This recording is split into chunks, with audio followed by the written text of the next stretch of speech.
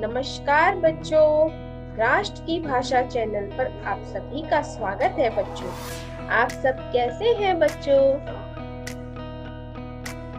तो बच्चों, आज की कक्षा में हम पढ़ने वाले हैं एनसीईआरटी पाठ रिमझिम टेक्स्ट बुक कक्षा 5 से वे दिन भी क्या दिन थे। भाग 1 हमने पहले ही पढ़ लिया है बच्चों, और आज हम पढ़ेंगे भाग 2। तो भाग 1 में हमने पाठ का अध्ययन किया था, और आज हम पाठ्य पुस्तक में आए ग्रामर, जो भी व्याकरण है, और पाठ्य पुस्तक के पीछे जो भी अभ्यास कार्य है वो करेंगे। तो चलिए अब हम शुरू करते हैं बच्चों। तो पाठ में आए कुछ शब्द हैं जिनसे हम वाक्य प्रयोग करेंगे, जैसे पुरानी। पुरानी यानी ओल्ड। पापा ने मुझे पुरानी साइकिल दिलवाई। रफ्तार। रोहित, कल तुम्हारी कार की रफ्तार बहुत तेज थी। रफ्तार यानी स्पीड, जिसे आप कहते हो। मुस्कुराना यानी स्माइल करना। रोहन ने अपने पापा के हाथ में खिलौना देखते ही मुस्कुराने लगा। विषय। आज मेरा हिंदी विषय का पेपर है। तो आप इन वाक्यों को समझिए, फिर अपने आप और शब्द भी कहानी में से लेकर वाक्य प्रयोग कर सकते हैं आप। तो ये कहानी में कुछ पर्यायवाची शब्द आए थे बच्चों, तो चलिए देखते हैं।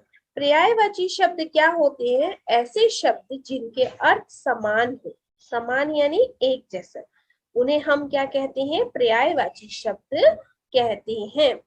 जैसे अब यहाँ पे कुछ शब्द था, वहां पे आया था बेकार। बेकार यानी नष्ट या बर्बाद या चौपट या ध्वस्त, ये है बेकार शब्द का पर्यायवाची। उसके बाद है अध्यापक। अध्यापक यानी आचार्य, गुरु, शिक्षक, जिसे हम पर्यायवाची शब्द कहेंगे अध्यापक के। कक्षा। कक्षा यानी क्लास, जिसे आप कहते हो। दर्जा, घेरा, गृहमार्ग, दायरा, तो ये कक्षा के पर्यायवाची शब्द है। उसके बाद है हादसा। घटना, तो घटना जैसे इंसिडेंट, जिसे आप बोलते हैं एक्सीडेंट हो जाता है या घटना हो जाती है, इंसिडेंट कुछ, तो हादसा, वारदात, वाकया। रफ्तार। रफ्तार यानी गति, वेग या चाल। उसके बाद है मशीन। तो मशीन यानी यंत्र या औजार। तो चलिए अब हम चलते हैं पाठ्य पुस्तक के पीछे जो भी अभ्यास कार्य है वो हम करेंगे। तो पेज नंबर 65 पे है ये। तो यहाँ जितने भी ये 5 प्रश्न दिए गए, चलिए इन प्रश्नों के उत्तर हम पहले करेंगे। सोचो। तो ये कहानी पढ़ने के बाद बच्चों आपको सोचना है और इनके उत्तर देने का प्रयास करना है। तो चलिए, तो इस बार मैंने ऐसे क्वेश्चंस के साथ आंसर लिखे हैं ताकि आपको परेशानी ना हो, और ये आपकी टेक्स्ट बुक में इस तरीके से दे रखे हैं यहाँ पर, तो वही है। ठीक है, तो पहला प्रश्न देखिए, सोचो। आपको कहानी पढ़ने के बाद सोचना है और फिर इन प्रश्नों के बारे में उत्तर देना आपने। कुम्भी के हाथ जो किताब आई थी वह कब छपी होगी? तो इसका उत्तर होगा, कुम्भी के हाथ जो किताब आई वह आज के जमाने की छपी हुई होगी। यानी जब हम अभी पढ़ रहे हैं ना, तो उसमें फ्यूचर के बारे में दे रखा है, भविष्य के बारे में। तो वो अगर सोचें तो वो किताब कब छपी होगी? हमारे समय में, क्योंकि हम लोग अभी स्कूल में पढ़ते हैं, है ना। उसके बाद दूसरा प्रश्न है, रोहित ने कहा था कितनी पुस्तकें बेकार जाती होंगी, एक बार पढ़ी और फिर बेकार हो गई। क्या सचमुच में ऐसा होता है? तो जब रोहित ने ऐसा कहा था कि एक बार पढ़ने का जो बुक है उनके बेकार हो जाती है, टेक्स्ट बुक्स, है ना, तो सचमुच ऐसा होता है क्या? तो नहीं, ऐसा नहीं है। हम पुस्तक पढ़ने के बाद अपने भाई बहन या किसी अन्य को दे सकते हैं।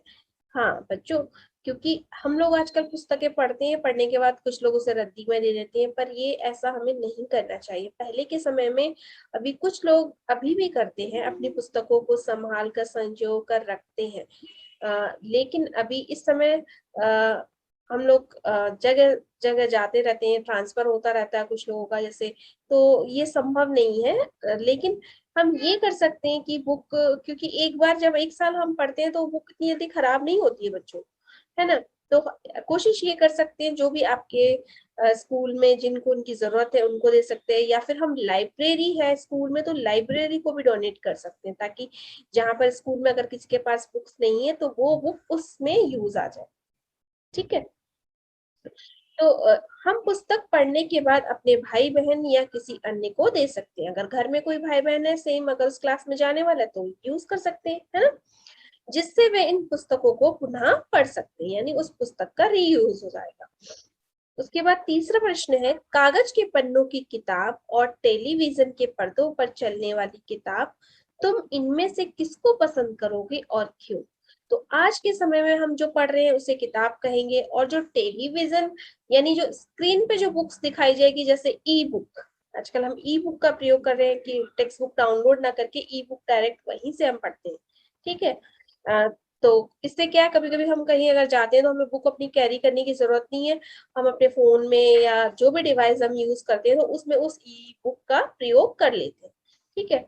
तो ये कह रहे हैं कि हम पन्नों वाली किताब हमें ज्यादा सही लगेगी या टेलीविजन के जो पर्दे पे चलती, तो ई बुक और टेलीविजन का जो पर्दा वो थोड़ा अलग हो गया बच्चों। हम कागज के पन्नों की किताब को पसंद करेंगे क्योंकि वे हमेशा हमारे पास रहेंगी और उसे पढ़ने तथा इधर उधर ले जाने में भी आसानी रहेगी। ठीक है। तो आप यहाँ पर अपना उत्तर लिख सकते हैं, अगर आपको इसमें से जो चीज सही लगती है वो लिख सकते हैं। उसके बाद है क्वेश्चन नंबर 4, तुम कागज पर छपी किताबों से पढ़ते हो, पता करो कि कागज से पहले की छपाई किस किस चीज पर हुआ करती थी। यानी कागज पे तो हम आज के समय में पढ़ रहे हैं बच्चों, लेकिन जो हमारी संस्कृति है और जो भी जो प्रिंटिंग है, मतलब ये सब चीजें बहुत पहले से चली आ रही है। जैसे जैसे समय परिवर्तित हुआ है वैसे वैसे इसमें विकास हुआ है, मतलब चेंज हुआ है। ठीक है। तो ऐसे ही पेपर से, कागज से पहले ये सारी चीजें किस पे छपती थी वो आपको पता करना है। तो कागज से पहले की छपाई लकड़ी, पत्तों तथा धातु के बने पत्रों पर भी होती थी, जैसे ताम पात्र, तांबे के जो पत्ते होते उस पे, पात्र, तो उन सब पे होती थी। यानी लकड़ी के ऊपर भी लिखे हुए मिलते हैं कुछ चीजें, इवन पत्थरों पे भी कुछ कुछ लिखा जाता था। ठीक है। तो लकड़ी, पत्तों या धातु के बने पत्रों पर होती थी। प्रश्न 5, तुम मशीन की मदद से पढ़ना चाहोगे या अध्यापक की मदद से। दोनों के पढ़ाने में किस किस तरह की आसानियां और मुश्किलें हैं। तो ये सारे प्रश्न जो है मैंने अपनी कक्षा में डिस्कस करने के बाद लिखे हैं। तो एक ये प्रश्न जो है, प्रश्न 5, ये आप क्या सोचते हो, क्योंकि एक बच्चे के मन में जो होते हैं वही उनके आंसर सही होते हैं।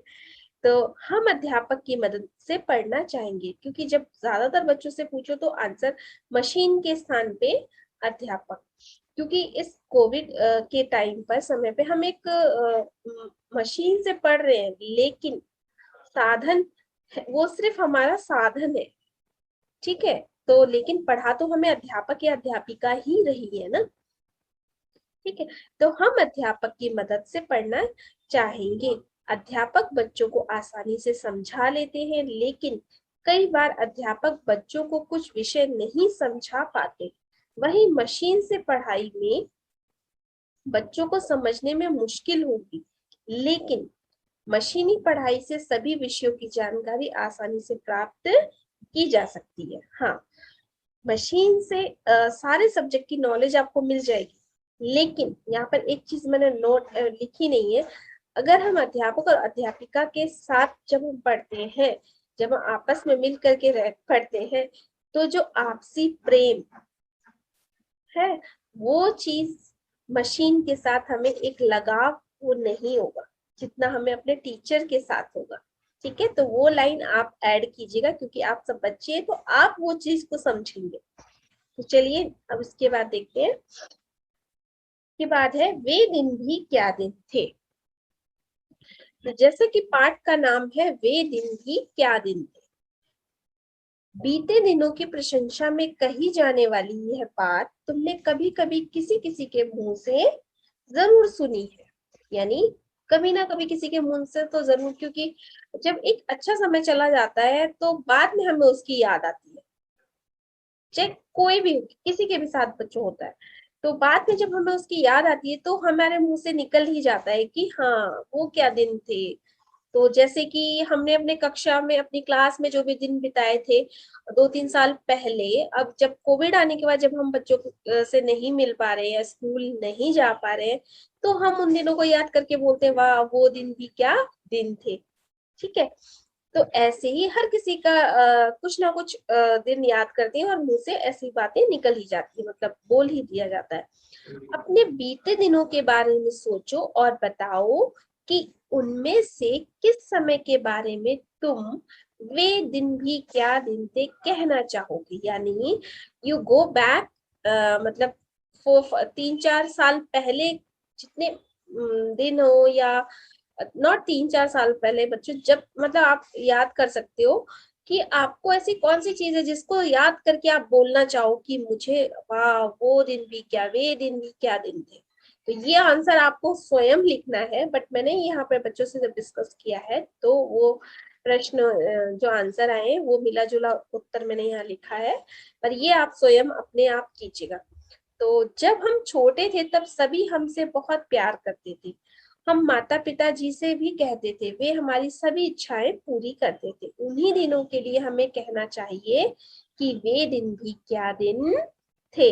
यानी जब हम छोटे होते हैं, जब हम बच्चे होते हैं ना बच्चों, तब उस समय हर कोई हमारी विश पूरी करता है, हमें कोई डांटता नहीं है। यानी घर में हर जगह हमें छोटा समझकर, अगर हमारी गलतियां भी होती है तो हमें माफ कर दिया जाता है ना, क्योंकि हम उस समय क्या होते हैं, छोटे होते हैं। तो उन्हीं दिनों को अगर हम याद करके कहें वाह वो दिन भी क्या दिन थे, तो ऐसी आप अपने दिन कोई भी याद कीजिए और लिखिए। ठीक है। तो चलिए आगे चलते हैं। कल, आज और कल। यानी कल जो पास्ट बीत गया, आज है आने मतलब प्रेजेंट, और कल जो आने वाला है। तो इसमें देखिए भूतकाल, वर्तमान काल और भविष्य काल, तीनों चीजों के बारे में मैंने इसीलिए शुरू में बताया भी था कि भूतकाल, भविष्य, वर्तमान काल और भविष्य काल, ये तीनों को ध्यान में रखते हुए स्टोरी। तो चलिए प्रश्न, 1969 में हिंदी में छपी एक कहानी में कल्पना की गई है कि सालों बाद स्कूल की जगह मशीनें ले लेंगी। यानी ये जो कहानी है वो 1967 में छपी थी। ठीक है, अभी देखिए यहाँ पे पता चल गया कि ये कब छपी थी। तो ये कहानी तब छपी थी और उन्होंने कल्पना की थी, कल्पना यानी इमेजिन किया था कि सालों बाद स्कूल की जो जगह है, जो स्कूल्स हैं, उनके स्थान कौन ले लेगा, मशीन ले लेगी। यानी जो हमारी मशीनें हैं वो ले लेगी। तुम भी कल्पना करो कि बहुत सालों बाद ये चीजें कैसी होंगी। तो अब आपको इन्होंने कुछ चीजें दी हैं और आपको कल्पना करके बताना है कि आज के समय की जो ये चीजें हैं और फ्यूचर में जाके ये चीजें कैसी चेंज हो जाएंगी। ठीक है। तो जैसे इन्होंने बोला है पेन, घड़ी, टेलीफोन, मोबाइल, टेलीविजन, कोई और चीज जिसके बारे में तुम सोचना चाहो। तो यहाँ पर एक चीज जो है आपको अपने मन से कोई भी सोचनी है जो आप लिख सकते हैं। ठीक है।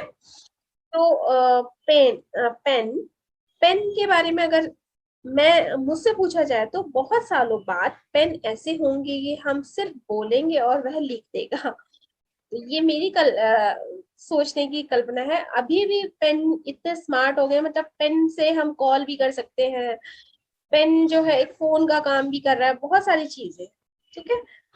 घड़ी, तो घड़ी भी जो है बहुत स्मार्ट वॉच जिसे हम कहते हैं, तो स्मार्ट वॉच बन गई है घड़ी। तो बहुत सालों बाद घड़ी कंप्यूटर के माध्यम से चलेगी और उनमें सुइयां भी नहीं होंगी। तो सुइयां नहीं होना तो बहुत दिनों से ये हो गया है, सुई मतलब जो कांटे होती है वो, क्योंकि अभी नंबर्स ही आ रहे हैं। ठीक है। जो स्मार्ट वॉच है उसमें हम अपना एक डॉक्टर भी बोल सकते हैं उसको, हमारी वो हार्ट बीट भी चेक कर सकता है, एंड हमारी हम कितनी गति से चल रहे हैं वो भी बता देता है, और इवन हमारा कोलेस्ट्रॉल कितना है, मतलब हर चीज बता देगा। और घड़ी जो है, हमें फोन, घड़ी से हम फोन भी कर सकते हैं, तो इसीलिए इसका नाम स्मार्ट वॉच बोला गया ना। तो फ्यूचर में इस तरह की घड़ी इससे भी ज्यादा आएगी। उसके बाद है टेलीफोन या मोबाइल। तो टेलीफोन और मोबाइल जो है अभी बहुत ही ज्यादा जिसे हम कहेंगे एडवांस है, ठीक है। तो हो सकता है फ्यूचर में इससे भी ज्यादा हो। तो बहुत सालों बाद टेलीफोन मोबाइल का आकार काफी छोटा हो जाएगा, यानी उसका जो साइज है बहुत छोटा हो जाएगा, और स्क्रीन फ्लेक्सिबल होगी जिससे फोन टूटेगा नहीं। तो हो सकता है, लेकिन अभी तक ये है कि फोन गिरता है तो उसकी स्क्रीन जो डैमेज हो जाती है, ये मैंने सोच के लिखा है। तो आप लिख सकते हैं, अगर आपको कुछ इसमें ऐड करना चाहते हैं तो आप कर सकते हैं, ठीक है। नेक्स्ट है टेलीविजन। तो टेलीविजन बहुत सालों बाद काफी पतले आकार के आने लगेंगे।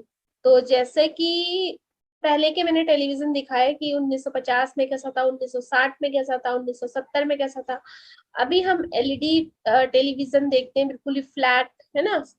तो और ये दीवार पर भी लटकाया जा सकेगा। तो ये क्यों मैंने ऐसे लिखे हैं, आप कहेंगे ये तो अभी हो रहा है। हाँ बिल्कुल अभी हो रहा है, लेकिन ये स्टोरी कब की है, देखो 1967। ओके, उन्होंने बोला है कि 1967 जब उन्होंने लिखी है, तो उस समय और फ्यूचर में कैसा होगा। तो अब हम इनके हिसाब से अभी वो हम फ्यूचर में ही है ना। तो इस समय हम ऐसा कर रहे हैं, हो सकता है फ्यूचर में इससे भी ज्यादा और स्मार्ट हो, ठीक है। उसके बाद इन्होंने यहाँ पे कहा है कोई एक चीज अपने मन की। तो आ, अगर लेडीज है तो फिर रसोई किचन की ओर ही जाएंगी। तो रसोई घर का एक सामान, ठीक है। आने वाले समय में रसोई घर में इस्तेमाल होने वाला सामान काफी आधुनिक होगा। इनमें से बहुत सी चीजें बिजली से चलने वाली होगी। तो बिजली से चलने वाली चीजें तो हर चीज ही किचन में हो, हर जगह आजकल बिजली से ही चलती है, यानी इलेक्ट्रॉनिक। लेकिन जैसे रोटी हाथ से नहीं बनानी हो, रोटी मेकर यूज कर सकते हैं। मसाला नहीं पीसना तो ग्राइंडर, मिक्सर, जूसर, इन सब चीजों का इस्तेमाल कर सकते हैं। इवन जो फ्रिज है वो भी आजकल बहुत ही एडवांस आ गए। तो आप उनके बारे में लिख सकते हैं अपने कोई भी मनपसंद चीज, ठीक है बच्चों। तो चलिए अब चलते हैं आगे। कल, आज और कल, उसी में जो है प्रश्न एक ये था, प्रश्न क था ये, ठीक है। अब हम करेंगे ख। नीचे कुछ वस्तुओं के नाम दिए गए हैं, बड़ों से पूछकर पता करो कि 20 साल पहले इनकी क्या कीमत थी और अब इनका क्या दाम है। यानी यहाँ पर कुछ चीजों के नेम्स दे रखे हैं, और आपको अपने बड़ों से पता करना है कि अभी इसका प्राइस ये है और 20 साल पहले क्या प्राइस था, ठीक है। तो इस तरीके का आप एक कॉलम बना सकते हैं और उसमें लिख सकते हैं। इंडेक्स जैसा बनाइए ताकि आपको आसानी, ठीक है। तो उससे आपको क्या होगा कि इस समय का प्राइस और आपसे इससे 20 साल पहले का समय का जो प्राइस है, जो मूल्य है, वो आपको पता चलेगा, ठीक है। तो इन्होंने दिया है सबसे पहला शब्द आलू। तो आलू यानी पछाटो। तो 20 साल पहले इसकी कीमत थी 50 पैसे या 75 पैसे, मैंने भी सोच के लिखा है, ठीक है। 1 रुपए भी हो सकती है। और आज के समय में इसका मूल्य है 30 से 40 रुपए, ठीक है। नेक्स्ट लड्डू। लड्डू यानी 5 या 10 रुपए केजी, ठीक है। अभी 200 से 250 रुपए केजी, वो भी हर स्टेट में नहीं, अलग अलग स्टेट में अलग अलग प्राइस है। उसके बाद है शक्कर। शक्कर यानी चीनी। तो 3 रुपए से 5 रुपए के बीच में, अभी 35 35 to 40 तक हो सकती है, होती है, ठीक है। इससे ऊपर भी है। नेक्स्ट है दाल। तो दाल कोई भी हो, दाल सभी महंगी है। तो दाल जो है 2 रुपए 3 रुपए थी, लेकिन आजकल 100 रुपए से तो स्टार्टिंग हर दाल की है, ठीक है। इसलिए मैंने पर्टिकुलर 100 रुपए से 150। देन चावल यानी राइस, 3 से 5 रुपए के बीच में। अभी चावल जो है 30 रुपए से स्टार्टिंग है, मतलब और 200 से ऊपर भी है, बट 200 रुपए मैंने यहाँ लिखा है। दूध, दूध यानी मिल्क, यानी 5 या 10 रुपए लीटर। तो इससे भी कम का भी मिलता था एक्चुअल में, ऐसा नहीं है। अब इस समय जो है 60 80, मतलब 60 रुपीज या 80 रुपीज से नीचे तो है नहीं मिल्क कहीं पर भी, ठीक है। तो ये मैंने एक इंडेक्स तालिका जैसी बनाई है, तो आप भी लिखिएगा इस तरीके से बना करके। तो आज के समय में जो चीजें हम यूज कर रहे हैं, इस्तेमाल कर रहे हैं, खाने पीने की जो चीजें हैं, उनका मूल्य और जो पहले यही चीजें, क्योंकि ऐसा तो नहीं है कि समय बदल रहा हो चीजें खाने बंद हो जाए, नहीं ना, तो लेकिन पैसे मूल्य में अंतर पड़ता है, कीमत में। ठीक है, तो वही चीज आपको पता चलेगी। तो अब चलते हैं उसके बाद पेज नंबर 66 पे देखिए। आज हमारे कई काम कंप्यूटर की मदद से होते हैं। ठीक है, बहुत सारे हमारे काम जो है वो कंप्यूटर की हेल्प से होते हैं। और सोचो और लिखो कि अपने व्यक्तिगत और सार्वजनिक जीवन में कंप्यूटर का इस्तेमाल किन किन उद्देश्यों के लिए करते हैं।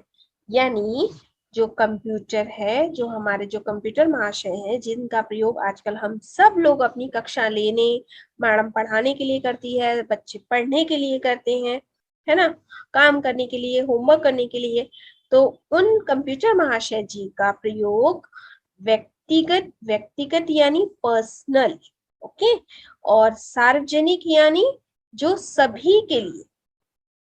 ठीक है, व्यक्तिगत यानी पर्सनल एंड सार्वजनिक यानी जो सिर्फ सभी के लिए प्रयोग हो, जिससे उस पे सबके लिए काम हो। ठीक है, तो उनका प्रयोग जो है, उनका इस्तेमाल किन किन उद्देश्यों के लिए करते हैं, मतलब कब कब उसका प्रयोग हम कर रहे हैं। तो व्यक्तिगत वे के लिए अगर हम देखें तो व्यक्तिगत के लिए सबसे पहले अगर हम इसका प्रयोग करते हैं मनोरंजन, मनोरंजन में व्यक्तिगत में हमारा अगर मन हो रहा है तो हम यूट्यूब या गूगल कुछ भी चला करके मूवीज कुछ भी देख सकते हैं, तो वो हमारा क्या है, मनोरंजन का साधन कर सकते हैं, अगर हम टीवी नहीं चला रहे तो, है ना। तो ये हमारा व्यक्तिगत कहलाएगा। ठीक है, नेक्स्ट है हिसाब किताब, यानी समटाइम हम कुछ काम कर रहे हैं तो अपना कैलकुलेशन, तो ये अगर हम कहीं बैंक में कुछ काम करते हैं तो भी हम इसका यूज अपने लिए जब हम कर रहे हैं, ठीक है, तब हम व्यक्तिगत कहेंगे।